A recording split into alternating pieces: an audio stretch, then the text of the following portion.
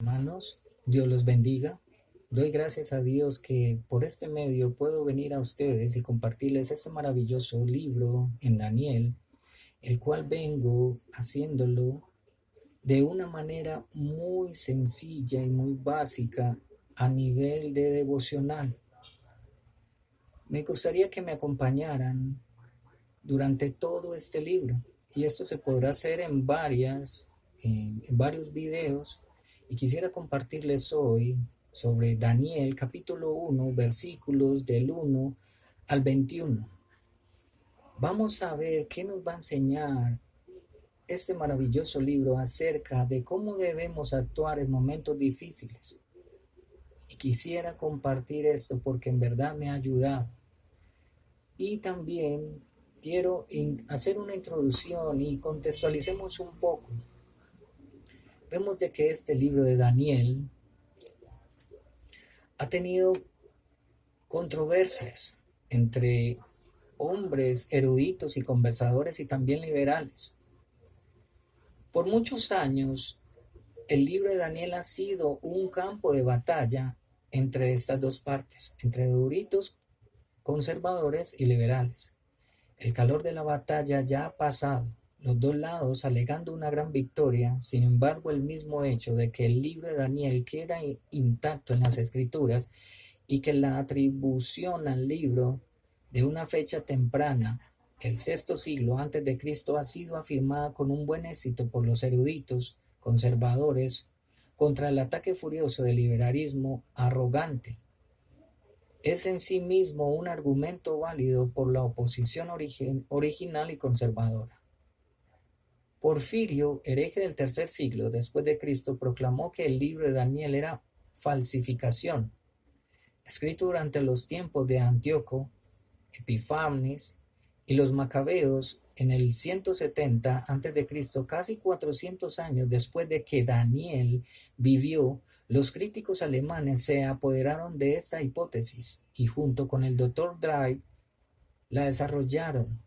Estos críticos, tanto como los inconversos de hoy, toman la premisa que la sobrenatural no existe y por esto no pueden haber ninguna profecía, puesto que la presciencia es sobrenatural.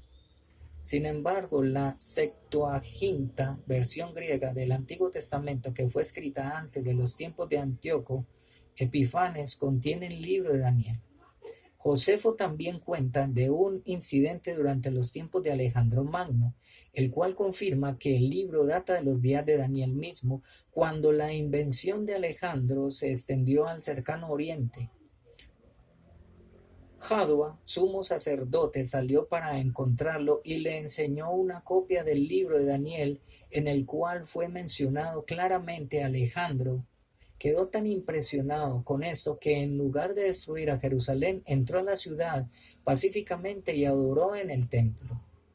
No queda al alcance de estas breves notas entrar nuevamente en el argumento insustancial ni librar un combate que ya ha sido ganado. Aceptamos los hallazgos de la erudición conservadora, pues que el hombre Daniel no era embaucador y que su libro no era falsificación. Creemos que aquí es pertinente la declaración de Pusey. Lo demás que se ha alegado en su mayor parte es no más que suposiciones insolentes contra la escritura basadas en la incredulidad. Sir Isaac Newton declaró: rechazar el libro de Daniel es rechazar la religión cristiana. Vemos también que Daniel era un hombre de oración, y esto lo vemos en el capítulo 2, versículos 17 al 23, capítulo 6 del 10 al 9, también tenemos del 3 al 19, y toda la vida de Daniel y toda decisión que hizo en una corte pagana fue facilitada por la oración. Daniel era un hombre de profecía. La mayor parte de su libro tiene que ver con los temas proféticos. Nuestro Señor lo llamó el profeta Daniel y lo encontramos en Mateo 24:15. Hermanos, conociendo un poco sobre la historia de lo que ha sucedido con el libro de Daniel y cómo se ha enfrentado a todas estas cosas, hoy vamos a leerlo de una manera sencilla y básica. como les dije antes, a manera devocional. Quisiera entonces leer este capítulo del versículo 1 al 21, pero de una forma de lectura que lo he estado haciendo con mis hijos. Entonces, 4 nobles jóvenes. Empiezo. ¿Dónde estoy?, se preguntó Daniel frotándose los ojos. En la cárcel, murmuró Ananías, que estaba acostado a su lado. Estamos en Babilonia. ¡Qué pesadilla! Daniel recordaba cómo los prisioneros habían sido apresados y atados. La marcha horrorosa a través del desierto hacia Babilonia, los golpes y maldiciones de los conquistadores y finalmente la cárcel.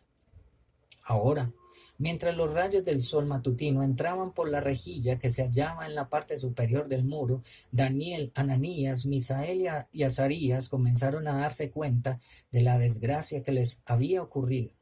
Los 4 pertenecían a buenas familias del reino de Judá. Desde pequeños habían disfrutado siempre de lo mejor. Ahora no tenían nada, ni siquiera la libertad. Al pensar en lo que les esperaba, cuán negro se les apareció el futuro, nunca más verían los queridos campos de su patria, ni sus hogares. Tampoco podrían volver a hablar con sus padres ni con sus hermanos, porque el resto de la vida serían esclavos del odiado enemigo. Mientras conversaban, deben haberse preguntado por qué les había ocurrido todo esto. Entonces recordaron las amonestaciones del profeta Jeremías, que les había predicho que estos castigos sobrevendrían si el pueblo no abandonaba a los ídolos y se volvían al Señor. Y quizá allí mismo en la cárcel los 4 muchachos le pidieron perdón a Dios por sus pecados y tomaron la decisión de mantenerse fieles a Él sin importar lo que los babilonios pudieran hacerles.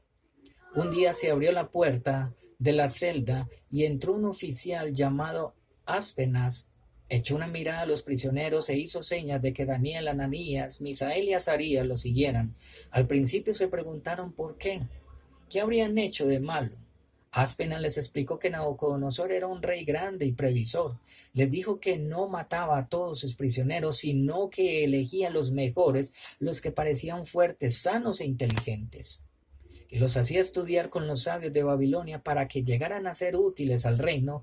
Los 4 les dijo, él podían considerarse muy afortunados de estar entre los pocos señalados con este honor.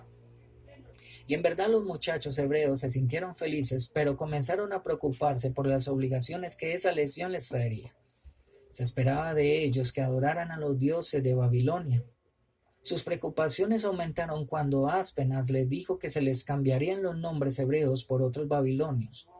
Daniel se llamaría Belsasar, Ananías Sadrach, Misael Mexac y Azarías Abednego.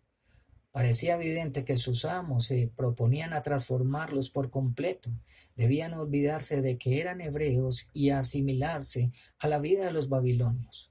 Entonces llegó la primera gran prueba. El rey Nabucodonosor ordenó que los prisioneros apartados del grupo fueran instruidos en la lengua, en la literatura de los babilonios y comer a la mesa del rey. Debían comer lo que él comía. Sin duda, el rey pensó que estaba haciendo un enorme servicio a los cautivos al asignarles raciones diarias de la comida y del vino que se servía en la mesa real.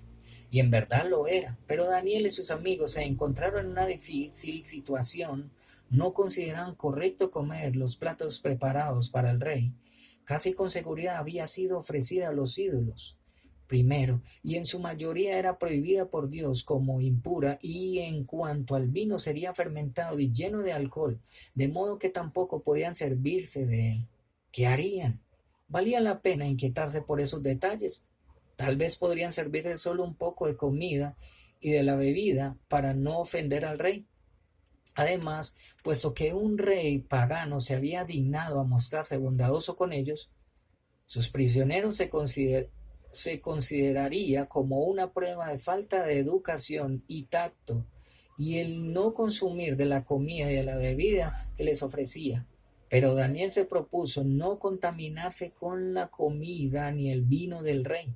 Le pareció que si cedía a este punto, lo harían todos los demás. Ya no podría mantenerse firme cuando se le presentaran otras pruebas. Si iba a mantenerse fiel a Dios en todo, se dijo, debía comenzar ahí mismo. Así que Daniel se armó de valor y fue a hablar con Aspenaz. Con todo respeto le explicó por qué él y sus 3 compañeros no podían servirse de los manjares que tan generosamente se les ofrecía. ¿Tendría algún inconveniente en que comieran otros alimentos?, le preguntó. Nada especial, por supuesto, sencillamente verduras, cereales y agua fresca para beber. Aspenaz lo escuchó con paciencia. Ese joven le resultaba simpático. Sin duda Dios había hecho que Daniel se ganara el afecto y la simpatía del jefe de oficiales. Pero ahora fue Aspenaz quien comenzó a preocuparse. Tengo miedo de mi señor el rey, dijo. Si el rey llega a verte más flaco y demacrado que los otros jóvenes de tu edad, por culpa tuya me cortará la cabeza. Daniel reconoció que eso podía ocurrir. Sin embargo, tuvo la seguridad de que todo saldría bien. Se dirigió entonces a Melzar, el guardia a quien Aspenaz había encargado la atención de los 4, y le presentó su pedido. Por favor, haz que tus siervos una prueba de 10 días, danos de comer solo verduras y de beber solo agua. Pasado ese tiempo, compara nuestro semblante con el de los jóvenes que se alimentan con la comida real. A pesar de sus muchas dudas, Melzar aceptó el plan.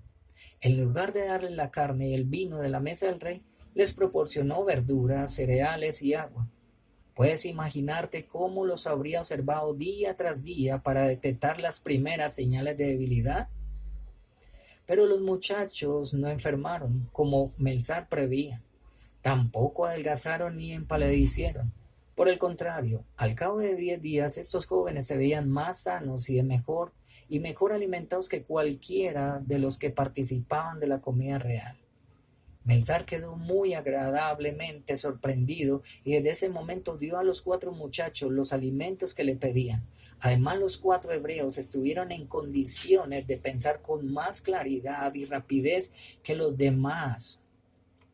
Recordaban mejor las lecciones, viviendo a base de un régimen alimentario sencillo y recomendado por Dios, fueron capaces de obtener conocimiento y sabiduría mucho más rápidamente que todos los demás juntos.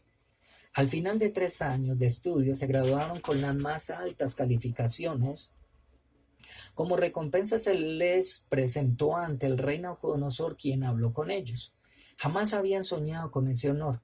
Cuán lejana parecía entonces aquella noche en que habían llegado a la cárcel, molidos y desanimados después de la larga travesía. Nabucodonosor quedó muy bien impresionado con los 4 jóvenes, pues, luego de hablar el rey con Daniel, Ananías, Misael, Azarías, no encontró a nadie que los igualara, de modo que los 4 entraron a su servicio. El rey los interrogó y en todos los temas que requerían de sabiduría y discernimiento los halló 10 veces más inteligentes que todos los magos hechiceros de su reino. ¿Te gustaría ser 10 veces superior a todos sus compañeros de estudio? 10 veces más inteligentes que otras gentes, 10 veces más sano, 10 veces más noble. Puedes llegar a hacerlo. Toma la determinación de servir a Dios siempre sin pensar en las consecuencias.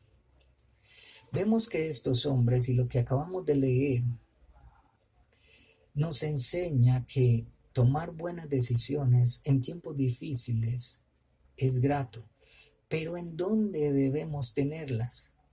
Debemos de ir al Señor, a nuestro Señor Jesucristo, y conversar de todo lo que nos está molestando a nuestro alrededor.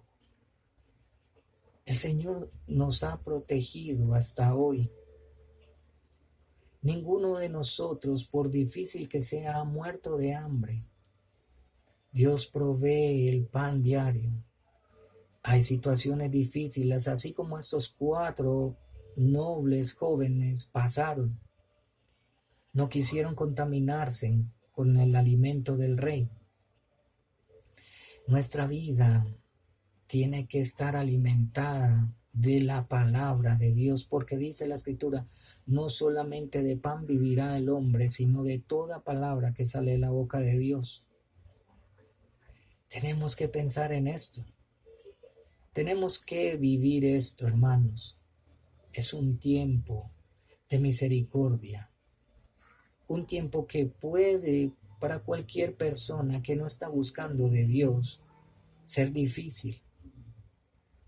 Pero para nosotros, hermanos, la palabra es viva y eficaz. Trae esperanza al que está sin esperanza. Hermanos, gracias a nuestro Señor Jesucristo, el cual siempre fue a la oración y nos enseñó que Él, siendo Dios, iba y se apartaba todas las noches para estar con su Padre. Él es Dios y nunca pecó. Nosotros somos pecadores y merecemos la muerte. Pensemos en esto. ¿Debemos ir a orar o no? ¿Debemos buscar a Dios o no? ¿Acaso somos más grandes que nuestro Señor Jesucristo?